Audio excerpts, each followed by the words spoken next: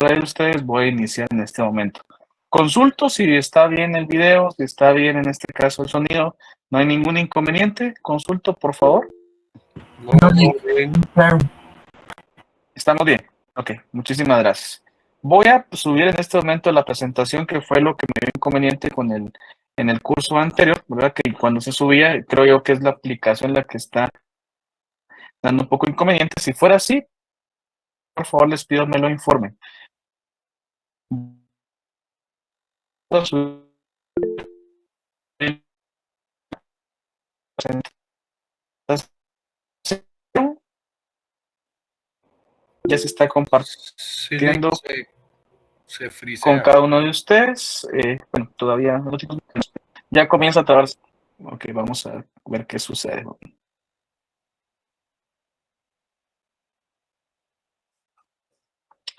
Vamos a esperar porque igual no se ve la presentación aún todavía. Consulto, estimados jóvenes, si están viendo la presentación y se escucha todavía bien mi voz. Si no, voy a habilitar el video. ¿Se escucha bien? Ok, de acuerdo. Sí, todo bien. Ok. ¿Estamos bien en este sentido? Bueno, de acuerdo. Esperemos que ya se haya arreglado un poco el inconveniente. Si, por ejemplo, queridos jóvenes, comienza a haber algún inconveniente,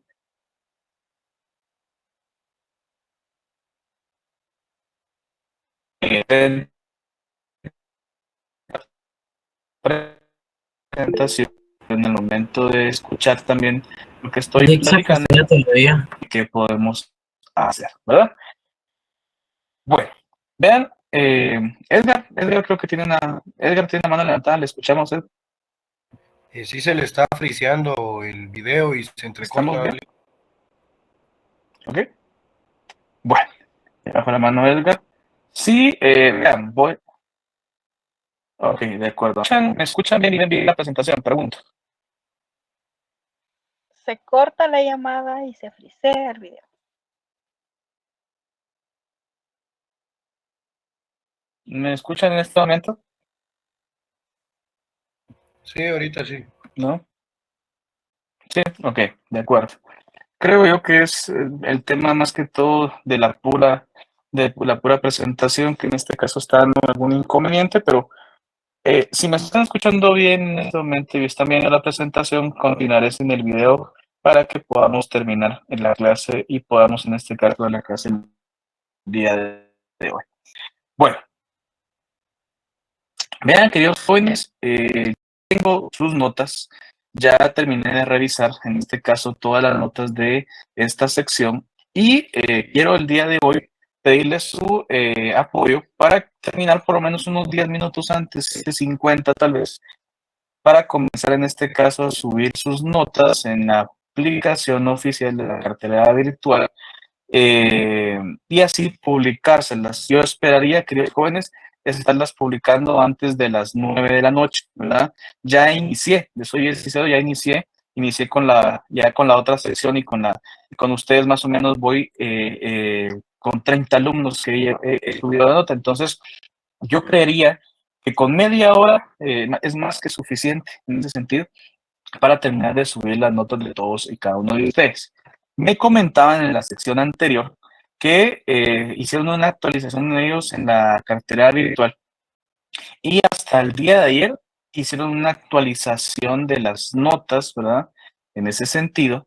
Y si hubiera algún inconveniente, vean, por ejemplo, yo ya tengo los cuadros oficiales de ustedes, ya ingresé a los cuadros oficiales y ya comencé a subir sus notas.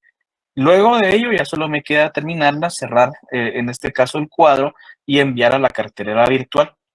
Es más, yo puedo visualizar en ese momento de forma inmediata si fue publicado o aún no ha sido publicado cuando yo envíe a la cartelera.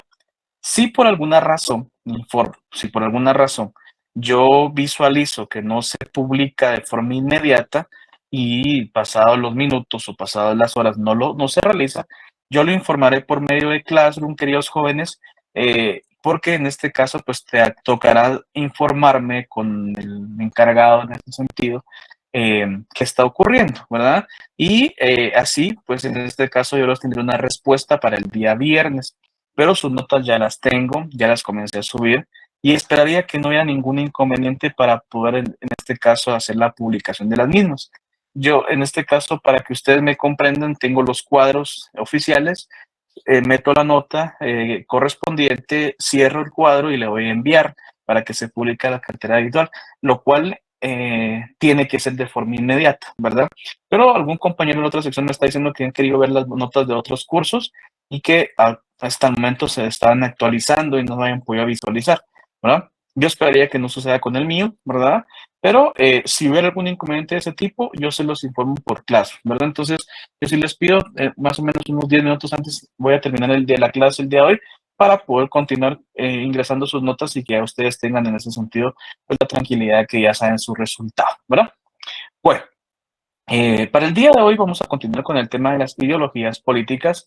Vamos a hablar lo que es el feudalismo, el conservadurismo, el anarquismo y el nacionalismo. En este caso, el nacionalismo también me voy a adelantar un poco porque luego quiero ver en este caso las diferencias con un nacionalismo puro y lo que vuelve a fundamentarse como un nacionalismo ya extremista, que es en ese sentido la ideología política preponderante luego o dentro de la Segunda Guerra Mundial, ¿verdad?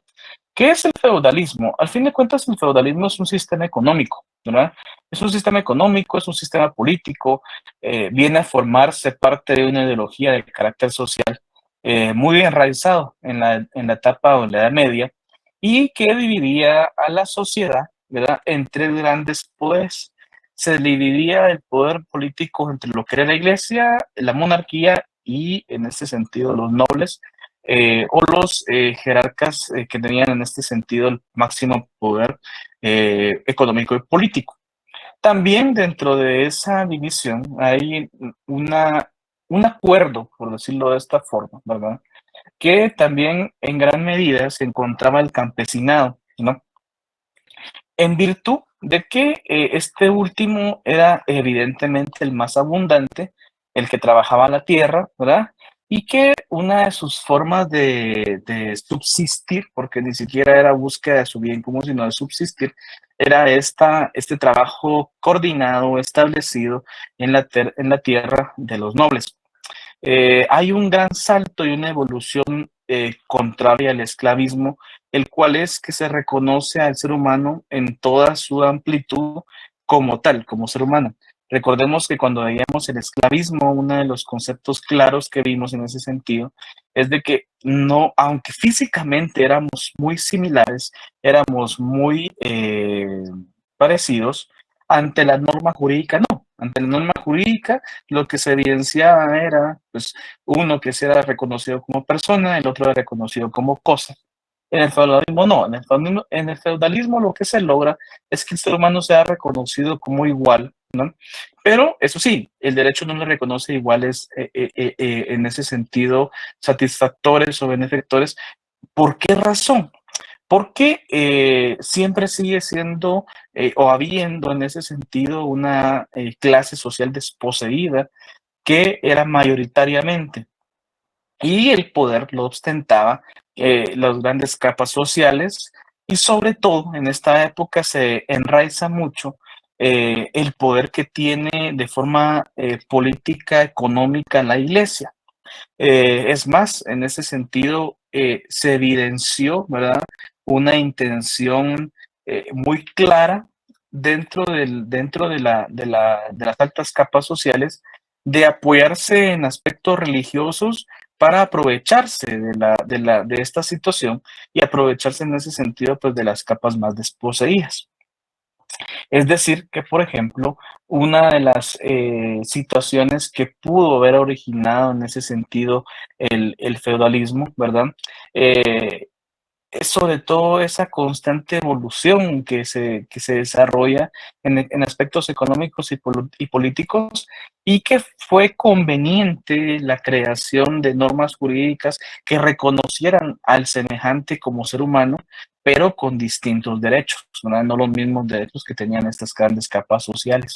Es más, se evidencia y se enraiza mucho la división de clases económicamente poderosas y las desposeídas, y en ese sentido se da más claramente la propiedad privada, la propiedad sobre tierras, el poder de la iglesia, poder del monarca, poder de los nobles, y pues estas capas desposeídas de total de poder político o poder económico, pues no les queda más que en ese sentido pagar con su trabajo a cambio de a los nobles o al monarca con su trabajo, a cambio de seguridad, a cambio de ni siquiera un bien común, sino un mecanismo de subsistencia como tal, y que se caracterizó, ¿verdad?, como un proceso muy enraizado en la Europa de la Edad Media, y que viene a fundamentar en este sentido un desarrollo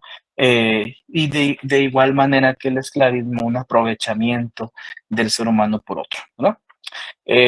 Como les dije, en el esclavismo, en este caso es un concepto ideológico de cómo visualizar el Estado como benefactor, no a nivel general, sino benefactor en este caso de capas preponderantes, de capas altas de poder económico y político, y que nuevamente se evidencia ese desarrollo piramidal, ¿verdad?, de poder en el cual no se garantizaba para toda la población un desarrollo equitativo, sino muy desigual y en este caso parcializado a favor de estas tres capas preponderantes como era la iglesia, el monarca y los nobles, ¿no?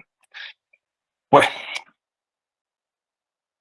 el siguiente es en este caso el conservadurismo. Vean, el conservadurismo es interesante como creencia ideológica, política y social. ¿Qué sucede y qué ocurre? ¿Por qué razones? En un sentido muy importante e interesante.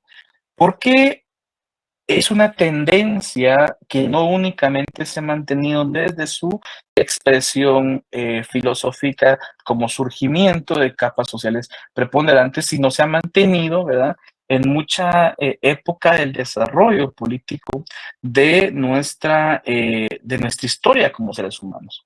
Es más, en la época actual, estimados jóvenes, y si ustedes analizan, por ejemplo, lo que estamos en este momento visualizando dentro de los elecciones que se van a llevar, dentro de las elecciones que se van a llevar a cabo en este año, ¿verdad?, es de que muchos de los partidos políticos en ese sentido manifiestan muchos aspectos conservadores. Pero ¿a qué se refiere ese aspecto conservador? A qué eh, adecua su concepto ideológico?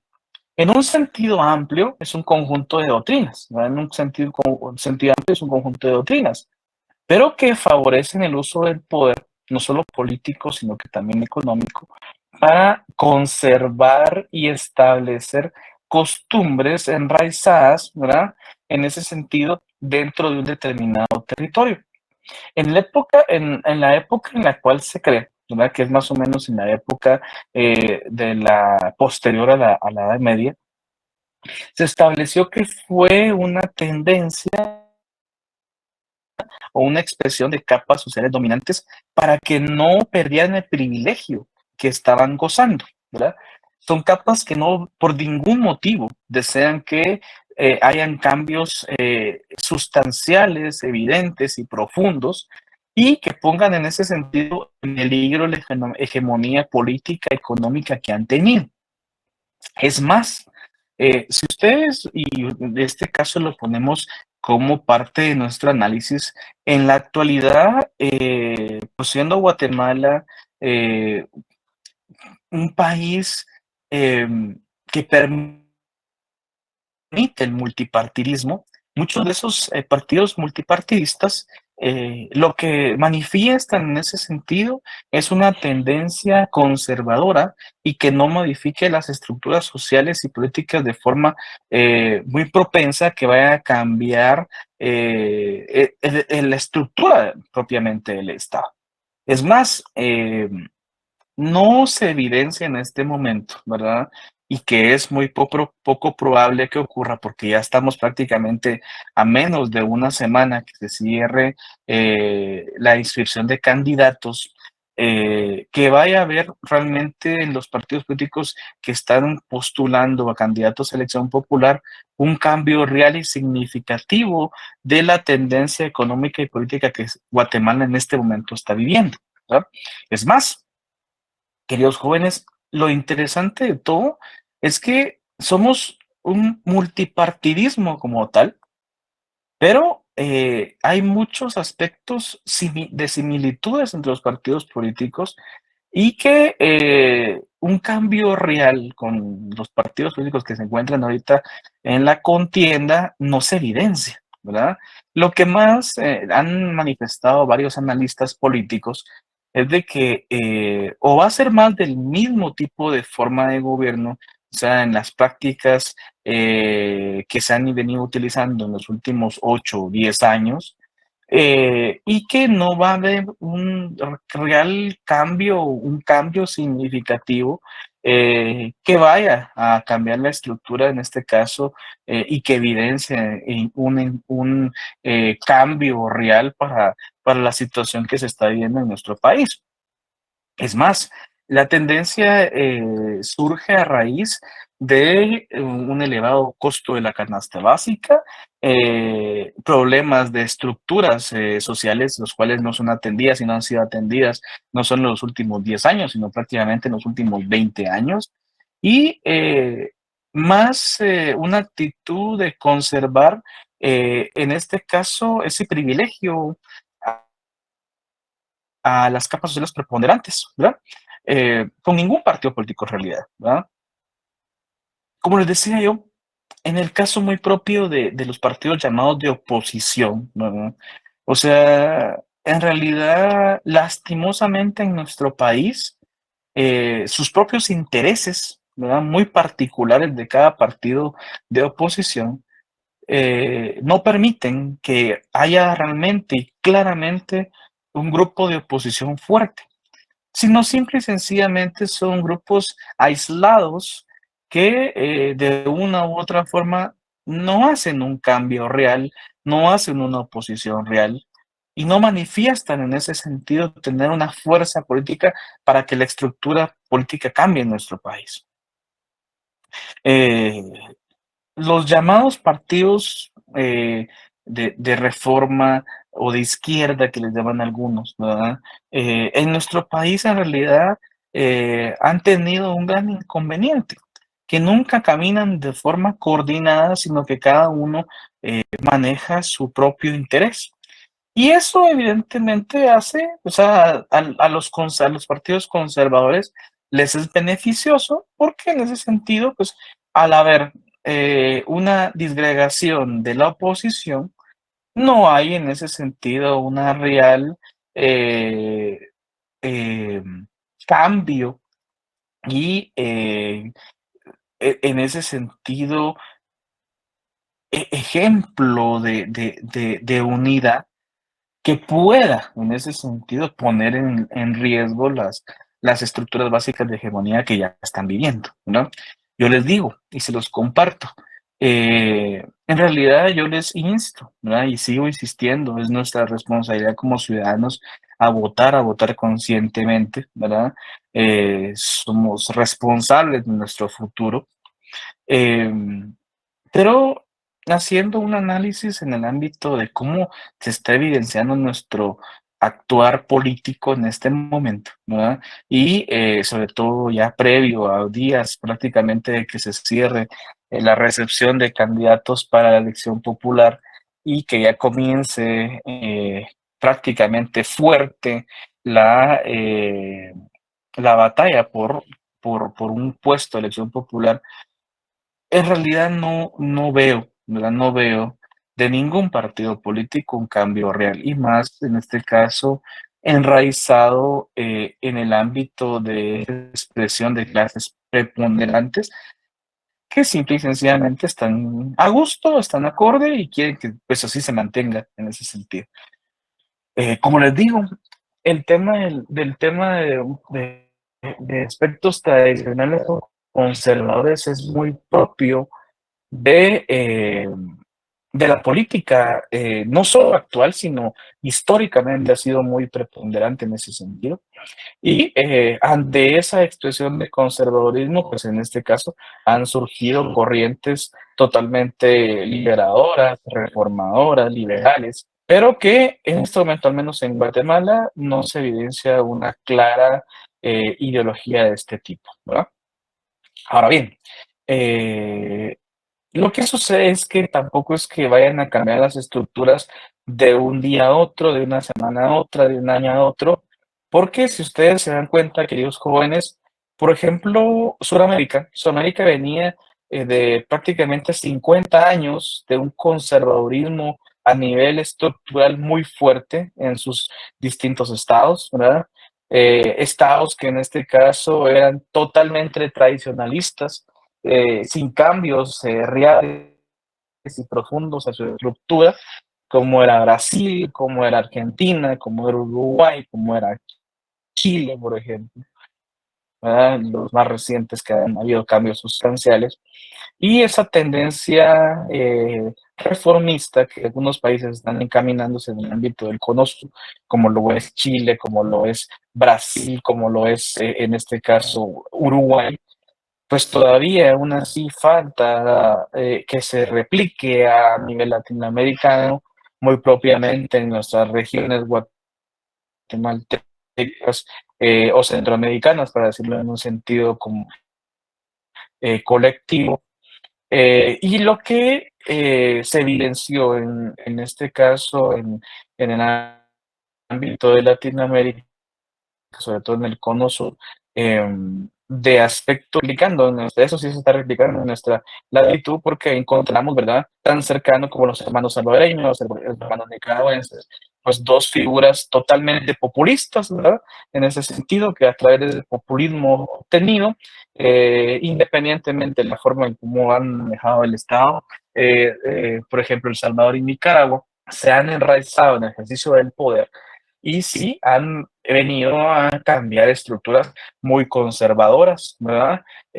Algunos manifiestan, por ejemplo, miren lo interesante de las últimas encuestas, por ejemplo, en El Salvador, no es normal, no es normal que un presidente tenga tanto índice de aceptación, ¿verdad? Luego de prácticamente 3 años de su mandato, más del 92% de aceptación, eso le da a Nayib Bukele una legitimación increíblemente fuerte. Es el presidente norteamericano mayormente aceptado en su estado. Y con 3 años de más o menos de ejercicio, un poco meses más, meses menos, lo que evidencia es haber tenido un buen movimiento político, haber encaminado, organizado político que pues la población en ese sentido, pues sí los números no mienten, ¿verdad? Están satisfechas. Y vamos a esto, en ocasiones ese apoyo mayoritario también se representa en cambios sustanciales, porque para poder modificar su constitución y que pueda presentarse nuevamente a la reelección, ya estamos de lo que son las democracias, porque uno de los principios fundamentales es la alternabilidad en el poder. Pues en este caso va a presentar su candidatura y entendido en el tema de reelección, igual como se presenta en Guatemala con los diputados, con los alcaldes, pues sí hay una alternabilidad de poder porque presentó su candidatura y cualquier otro le pudo haber ganado. Pero soy bien sincero, con el índice de aceptación que tiene, imposible, ¿verdad? Esa es ya una carrera que en este caso ya tiene ganada, ¿verdad? O sea, no hay de otra forma de ese pensamiento. Es repetirá en la elección, en este caso presidencial, y habría que determinar, ¿verdad? Que ver qué sucede en los próximos años, si no termina, en este caso, ese ámbito, esa visión de poder, resultando lo que se resultó en Nicaragua, ¿verdad? Como con el tema de Daniel Ortega, que con la misma forma, ¿verdad? Tampoco tenía tantos años de aceptación, de legitimación, pero han modificado la constitución para que hasta su esposa pues, sea en este caso el número 2 del ejercicio del poder en Nicaragua, ya visualizando lo que está ocurriendo en Nicaragua, más va teniendo tendencias de un gobierno a todas luces antidemocrático, eh, porque recordemos que a pesar de que se llevan a cabo las elecciones, ¿no? Donde no hay garantía del ejercicio del voto de forma individual, donde no hay garantía de la participación política de los grupos opositores y no se garantiza esta, pues simple y sencillamente la democracia se vuelve una democracia de farsa. Bueno, entre este tipo, ¿verdad? Lo interesante es que, por ejemplo, ante tal situación vivida, ¿verdad? En el ámbito conservador, en el ámbito liberador, pues surgió una tendencia moderna. Bueno, moderna les digo porque en este caso surge siempre en la Europa de post prácticamente, post Edad Media, ya en el caso muy propio que se expande ya en nuestra época actual, en el siglo XX, o sea, inicia en el siglo XIX, se expande en el siglo XX, como una doctrina que sostiene como punto central la evolución de la autoridad pública. Es más, muchos tratadistas han establecido que esta ideología política, llevarla a cabo como parte de un Estado, no es posible. En primer lugar, porque al momento de abolir la autoridad pública, estamos aboliendo en este caso el órgano jurídico y político que se encarga de la administración misma del Estado, o sea, el propio Estado como tal. Y dar paso a una libertad espontánea de la persona manifiesta un sentido totalmente individualista, no colectivo, y que al momento de dar como cabida el gobierno legítimo, el que uno reconoce, el que uno acepta y el que uno quiere, evidencia a todas luces una real, clara y negativa, ¿verdad? Sentido colectivo, lo cual negaría en ese sentido pues los índices y preceptos básicos de lo que es la sociedad. Y consideran en ese sentido que únicamente viene a formarse como un conjunto de ideas o pensamientos para poder tener esa libertad, sobre todo reconocida a través del ser humano. Es más, el anarquismo en ese sentido, sí hay, por ejemplo, pensamientos anárquicos, sí hay personas anárquicas dentro de los distintos estados, pero vamos a esto, y muchos autores ponían de ejemplo esta situación. ¿Qué ocurre cuando ante mi libertad anárquica yo quiero venir y matar a una persona? Yo quiero venir y robar. Ante mi libertad anárquica, ante mi pensamiento anárquico, pues el único gobierno soy yo. Yo puedo hacer lo que yo quiera. Ahora bien, yo estoy dentro de un estado de derecho y existen en ese sentido normas de convivencia, normas que reglamentan la conducta del ser humano y que en este caso son reconocidas en virtud del bienestar colectivo. Y al momento de querer tomar, pues en ese sentido, las decisiones individuales que ponen en riesgo bienes jurídicos tutelados, como es la vida, por ejemplo, lo que sucede es que lo que evidencia es que van a existir consecuencias jurídicas como tal. Porque ahí está la norma, no mate, no asesine. Pues si tomo la decisión de hacerlo, ¿verdad? Y me encuentro ante un Estado de Derecho, lo que va a ocurrir es que me voy a tener que someter a las normas de comportamiento, a las normas jurídicas ya propiamente establecidas y que va a haber una consecuencia por mis actos, ¿verdad? Entonces, el anarquismo sí, o sea, existe, se considera una ideología política, pero que no puede llevarse a cabo de forma colectiva. Es más, o sea, viene a formar parte de un pensamiento individual sobre la forma en la cual uno quisiera que fuera el Estado, sobre la forma en la cual uno quisiera que fuera su libertad y sobre la cosa, perdón, sobre la en la cual uno quisiera que cada individuo se reconociera de forma independiente. Algunos autores han manifestado, por ejemplo, de que puede haber varios pensamientos anárquicos en un conglomerado, ¿verdad? Pero este pensamiento anárquico siempre tendrá el inconveniente de que no hay un acuerdo colectivo sobre comportamientos, sobre aspectos propios de actuar, porque cada individuo se reconoce como uno solo, como de forma individual, y ante esa situación es muy poco probable que puedan llegar a un acuerdo. Es más, nos ponen el ejemplo claro de los estados de derecho, ¿verdad? Para llegar a crear normas jurídicas en un estado de derecho, realmente es un acuerdo social de establecer, por ejemplo, si fueran normas de carácter penal, cuáles son los comportamientos que la sociedad considera como un reproche y que no deben permitirse. Pero si fuera en el ámbito anárquico, ese reproche evidentemente no existe, porque si para mí es una actitud reconocida bajo mi libertad, pues la acepto, la ratifico y la ejerzo. Pero para otro individuo va a ser totalmente contrario a mi pensamiento, entonces va a estar en contra mía.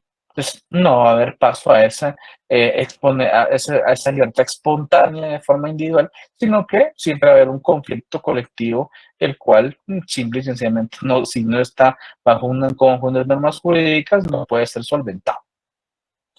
Bueno, luego de ello tenemos en ese caso, queridos jóvenes, esta diapositiva. Le decía yo, en ese sentido, sus demás compañeros, aquí fue donde creo que dio un poco de inconveniente, al menos con ustedes, gracias a Dios no ha sucedido, quitando el video. Estaba practicando el nacionalismo, iba a platicar acerca del fascismo. Lo que ocurre, queridos jóvenes, es que estas tendencias ideológicas surgen prácticamente en el siglo XX, sobre todo en lo que fue Europa, en Italia, y más preponderante, por ejemplo, en la Alemania nazi. Recordemos que de la Alemania nazi venía luego de una Primera Guerra Mundial en la cual fue a todas luces uno de los estados más perjudicados y sobre todo en ese sentido que tuvo grandes medidas contrarias por haber sido un estado perdedor de la Primera Guerra Mundial. Muchas sanciones de carácter jurídico, de carácter económico, lo limitaban como estado y surge una tendencia muy significativa a una exaltación nacional, pero ese fervor como tal conllevó denotaciones extremistas, los cuales a todas luces ponen en riesgo, ¿verdad?, a la sociedad y que se evidenció con el inicio y finalización de la Segunda Guerra Mundial. Vamos a hablar del nacionalismo puro, aquel nacionalismo fuera del extremismo, el sí viene a formar parte de un sentimiento muy importante dentro del Estado. Vamos a ver, por ejemplo, de lo que es el nacionalismo bajo estos tres criterios. La defensa de los valores frente a una intervención extranjera en asuntos domésticos, la exaltación del sentimiento nacional, generalmente convertida en sentimientos extremistas. Aquí esto es lo que debe evitarse. Y los afanes separatistas o de autonomía política. Inicialmente entendemos que aquel que se siente nacional, que va a manifestar su nacionalismo de una u otra forma, lo va a hacer en defensa de su propio Estado. Vamos a hablar del caso de Guatemala. Por ejemplo, yo les digo, y se los decía a sus compañeros, se los compartía, yo soy muy respetuoso como jurista, pues del pensamiento de ustedes, como estudiantes, del pensamiento de mi semejante como ser humano, del pensamiento, por ejemplo, de los colegas, y pues tampoco quiero que piensen como yo, ¿verdad? O sea, al fin de cuentas, cada sujeto de derecho, cada sujeto de forma individual tiene un criterio, su conocimiento de una forma, y conlleva en ese sentido su propio análisis e interpretación sobre varios asuntos. En el caso muy propio del ámbito muy general guatemalteco, ¿verdad?, siempre ha sido una discusión el tema de la intervención extranjera. Es más, no es moderno este concepto, ¿verdad? Se ha venido dando desde hace muchos años, ¿verdad? Por ejemplo, si ustedes recuerdan, luego de la revolución en la contrarrevolución, ¿verdad? Mucho se manifiesta que tuvo que ver, por ejemplo, Estados Unidos en el apoyo a que se diera esa contrarrevolución. Bueno, y así sucesivamente muchos golpes de Estado que han ocurrido. Pero ya más modernamente, por ejemplo, entró mucho en la discusión y en el ámbito de análisis, no solo jurídico, sino político de nuestro Estado, el tema de la creación de la Comisión Internacional contra la Impunidad en Guatemala. Yo siempre les he dicho que en este caso, si ustedes comenzamos a leer, ¿verdad? Cómo nace, cómo surge, pues en este caso no fue una imposición, fue una solicitud del Estado de Guatemala para que se creara una comisión que pudiera investigar esos grupos paralelos de poder que estaban muy enraizados en nuestro Estado guatemalteco y que siguen habiendo después de tanto tiempo. Eh, ¿qué ocurre, por ejemplo? ¿Qué ocurre en ese sentido? Eh, lo interesante es de que pues muchos de los iniciales comisionados simple y sencillamente pasaron, ¿verdad? Sin mayor opinión política, sin mayor opinión pública dentro de la comisión, ¿verdad? Y pues simple y sencillamente los resultados no eran palpables ni visibles, pues, ¿no?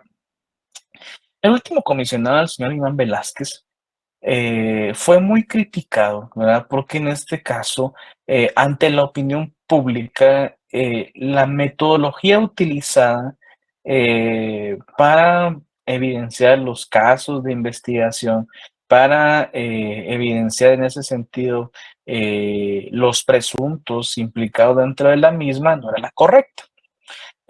Lo que sucede es que a todas luces comenzaron a tocar en ese sentido a grupos de poder muy conservadores en nuestro país y que comenzaron a tener ese conflicto de intereses, sobre todo en el aspecto muy propio de cambiar su hegemonía, ¿verdad? O poner en riesgo la hegemonía política, jurídica y económica que habían tenido, ¿verdad?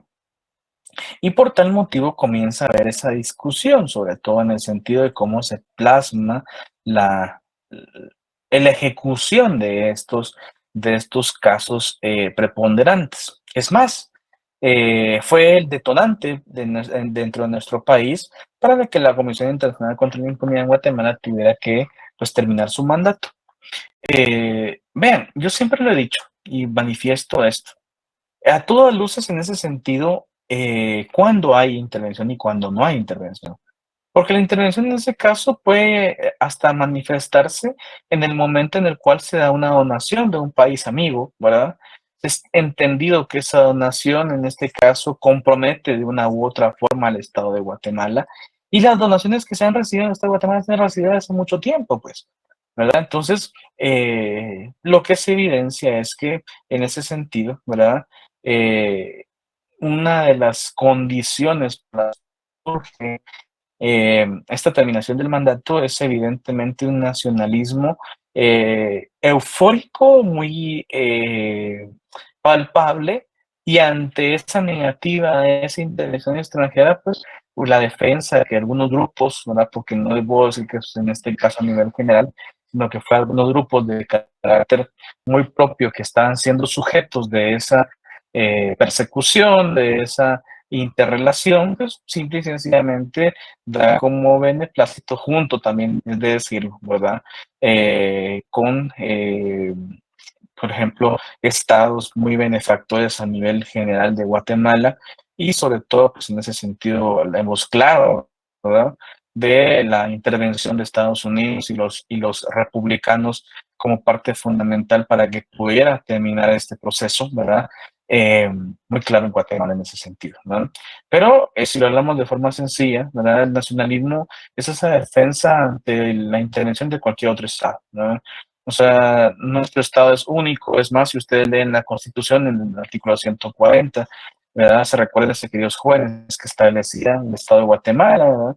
Y establecía que era republicano, democrático, y en ese sentido, de forma muy directa, ¿verdad? Único, independiente, ¿verdad? Entonces, sí puede manifestarse ese nacionalismo frente a una intervención extranjera y lo podemos hacer sin ser o llegar a ser extremistas.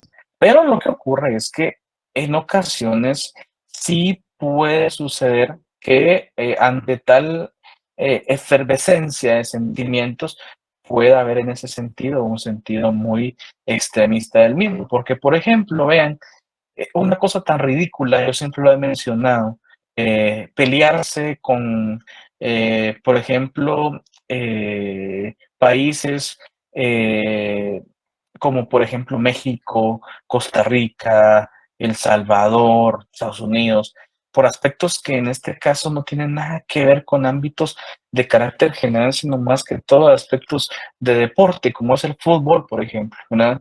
Yo he escuchado comentarios de odio a los mexicanos porque nos ganan, odio a los costarricenses porque jugaron bien un mundial. Vean, o sea, ¿y qué tiene que ver eso, o sea, con el tema de nuestro estado? O sea, son, al fin de cuentas, son sujetos de un estado como tal, es población del mismo, y tendríamos que ser muy críticos ante lo que está ocurriendo en nuestro país, ¿verdad?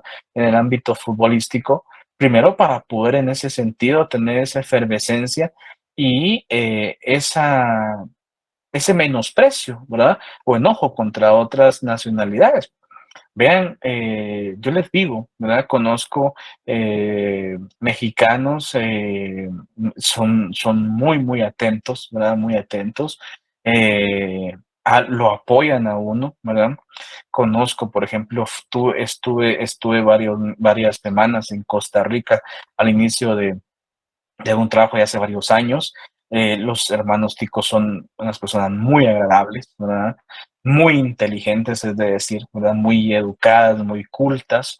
Eh, los salvadoreños, por ejemplo, personas, en ese sentido conozco hasta algunos, y he vivido, por ejemplo, algunos meses en El Salvador, personas muy trabajadoras, ¿verdad? Personas que se dedican a su familia. Y les digo, o sea, cada quien, ¿verdad? En ese sentido, ve y visualiza cómo quiere su estado, qué es lo que quiere para su familia, para su país. Y cuando se manifiesten esto, lo que tenemos que hacer es aceptar, ¿verdad? Aceptar en ese sentido que pues hay cosas para los que somos buenos, cosas para los que no somos buenos, ¿verdad? Pero miren, yo escuchando, ¿verdad? En ese sentido, ahorita el día de ayer, ¿verdad? Comentarios de personas que algunos que eran del Barcelona, otros que eran del Real Madrid y peleándose por equipos que ni siquiera son de esta latitud, ¿verdad? Eh, Les digo, hay cosas en las cuales nuestro pensamiento debería estar encaminado en otro sentido, ¿verdad? Miren, llegar a matarse por un partido de fútbol, ¿verdad? Un clásico, en donde han habido hasta lesionados, personas con la cabeza abierta. La vez pasada, hace algunos años, un aficionado de comunicaciones muerto por este caso. Entonces, creo yo que esto no evidencia en ese sentido, ¿verdad? La idea básica que queremos como guatemaltecos de vivir en una armoniosa comunidad, pero solo es el reflejo de lo que estamos en este caso viviendo, ¿verdad? Imagínense ustedes llegar a pelearse haciendo cola, en este caso en la mañana, y llegar hasta dispararse y terminar hasta matando a una persona. Creo yo que son situaciones en las cuales deberíamos que analizar, ¿verdad? Pero como les vuelvo a mencionar, el nacionalismo puro, claro, benefactor, pues sí, en este caso se evidencia una defensa frente a esa intervención extranjera. El segundo es la exaltación del sentimiento nacional. En Guatemala eso se evidencia, y ya es muy poco, soy bien sincero, por ejemplo, únicamente en el mes patrio, en el mes de septiembre. Y quienes en este caso, pues les insto a leer en ese sentido no solo la independencia tradicional como nos lo han contado los libros, sino que también en ese sentido, pues la otra independencia que realmente no nos cuentan, en realidad, o sea, no hay nada que celebrar, pues, ¿no? O sea, celebrar para los que en este caso todavía siguen ostentando el poder económico y político de nuestro país, económico sobre todo, ¿no? Porque a fin de cuentas para ellos sí hubo una independencia como tal. Pero en Guatemala solo se evidencia sentirse feliz de ser guatemalteco, eh, porque prácticamente con algunos hechos como utilización de una bandera, de algún símbolo patrio, únicamente en el mes de septiembre, ¿verdad? Es muy raro que ocurra estos casos de ver, por ejemplo, una casa que tenga la bandera nacional, alguien que utilice a todas luces símbolos nacionales que lo hagan sentirse en ese sentido exaltado, ¿verdad? Hay muchas personas que hasta se sienten, por decirlo de una forma, les da vergüenza haber nacido en este país, ¿verdad? Este país tiene mucho que dar, jóvenes, ¿verdad? Este país tiene mucho que dar. Es una bendición este país, ¿no? En muchos sentidos, ¿no? En muchos sentidos. Y para poder en ese caso ser y sentir y manifestarse qué es lo que uno quiere como país, pues simple y sencillamente, jóvenes, iniciemos con nosotros mismos, pues, iniciemos con nosotros mismos. Queremos ver una familia guatemalteca unida, una familia guatemalteca próspera, pues tenemos que hacerlo con nosotros en nuestras casas, pues, ¿no? Es cierto, pues no es fácil, es difícil, ¿verdad? En el sentido de que tenemos no un trabajo, sino 2 trabajos, 3 trabajos, y a veces nuestros hijos ahí están esperando que llegue papá, que llegue mamá en la noche, llegamos cansados, pero hay que hacerlo, o sea, yo siempre he sido de la idea de que yo quiero vivir como yo quiero vivir, pero tengo que esforzarme para ello, ¿no? O sea, yo les digo, a pesar de que he tenido la oportunidad de estar en algunos otros estados, de ir, por ejemplo, a un país de primer mundo como es Estados Unidos, pues yo amo mi estado, ¿verdad? Yo amo a Guatemala, aquí nací, aquí son mis padres, aquí vivo, aquí me casé, aquí tuve a mi hijo, y yo sigo trabajando y velando en este caso por exaltar a mi país, ¿no? Esa exaltación del sentimiento nacional. Eso sí, sin llegar a sentimientos extremistas tampoco, porque eso evidenció, por ejemplo, en la Alemania nazi, ese sentimiento que conllevó lógicamente luego, ¿verdad?, a ese odio racial ante, ¿verdad?, personas que no se consideran semejantes en ese sentido. Y por último, el tema del afán separatista, autonomía política, esto es muy claro porque lo que evidencian es al momento de no encontrar una real y clara, eh, en este caso, evolución dentro del aspecto territorial, lo que buscan en este caso es aspectos separatistas. ¿Y qué ha ocurrido? Por ejemplo, en Guatemala, ustedes recordarán, por ejemplo, ¿verdad? El tema de Quetzaltenango, o sea, es en este caso un sentimiento separatista. Otro muy importante, por ejemplo, donde se evidencia, vea en España, ¿verdad? En ese sentido, ahorita que tratamos el tema del clásico, de toda la región, en este caso de Cataluña, con un sentimiento separatista, porque en este caso lo adecuaron al Estado español, ¿verdad? Pero, pues, en ese sentido, todas las regiones vascas, simple y sencillamente, tienen su autonomía política, económica, jurídica, lastimosamente, ¿verdad? Luego de varias procesos jurídicos y políticos aún no logran que se le reconozca esa independencia territorial que a todas luces, pues en este caso, debería reconocerse como tal, ¿no? Bueno, con el tema del fascismo me quedo hasta acá. Yo les he dicho que pues, les pido 10 minutos, pero en ese sentido me quedo hasta acá. Yo el fascismo lo trataré en la siguiente clase. Pregunto de los temas que hemos analizado, no sé si hay alguna duda, alguien que quiera tomar la palabra, de hacer una manifestación sobre el mismo y con todo gusto pues estoy para atenderles. Les escucho. Perdonen que no puedo activar el micrófono, pero tengo esa pena de que pueda bloquearse nuevamente el video, ¿verdad? El sonido. No sé si tienen alguna duda. ¿Estamos bien? ¿Alguien que tenga algún comentario? ¿Estamos bien? Bueno, ha sido un placer nuevamente iniciar esta semana con ustedes, estimados jóvenes. Me voy a dedicar en este momento a ir a subir nuevamente las notas, bueno, continuar en este caso, para ser claro, subiendo las notas. Y por favor les pido, si no les he informado nada antes de las 9 de la noche, es que todo está bien, ¿verdad? Todo está bien. Y yo considero, si son las 8 menos 10, pensaría que suficiente, 8:30, ya están subidas sus notas, estimados jóvenes. Nos estaríamos viendo en ese momento en la siguiente clase, ya con la nota de cada uno de ustedes. Ha sido un placer estar esta noche. Muy buena noche, que estén muy bien. Feliz noche. Feliz noche, licenciado. Feliz noche, licenciado. Feliz noche. Igualmente, jóvenes. Igualmente.